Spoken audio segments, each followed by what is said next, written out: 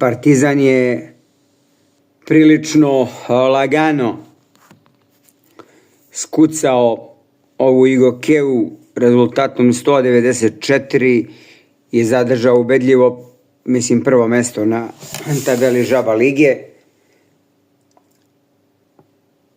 Ali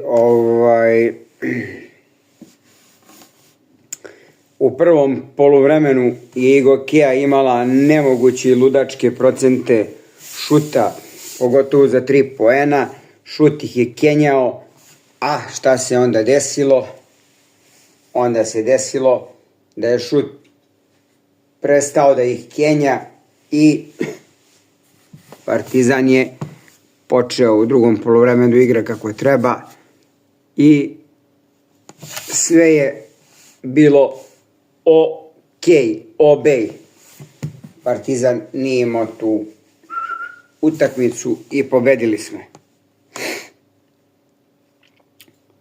Igrali su Lakić i Nilikina, što ga ja zovem Varekina, i Partizan je igrao prilično lako. Da su oni igrali u Kaunasu, a ne znam zašto su igrali, to treba pitamo Željka Obradovića.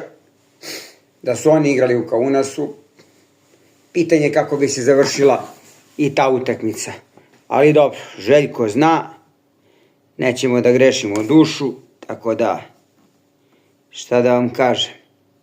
Bitno je da smo pobedili, u žaba ligi gazimo. Ko će da snosi na kraju odgovornost zato što smo u Euroligi već drugu godinu za redom nismo u Final 8 ili Final 4 ili Final kurcu, to nemam pojma i nije bitno. Imamo najboljeg trenera na svetu, imamo najbolju publiku na svetu i to je dovoljno. Onaj bivši kapiten Partizana,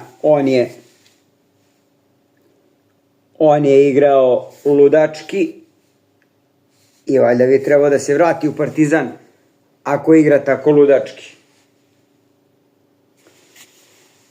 Tako da, lajkujte, komentarišite, podijelite video, pa se vidimo u nekom od narednih videa. Pozdrav!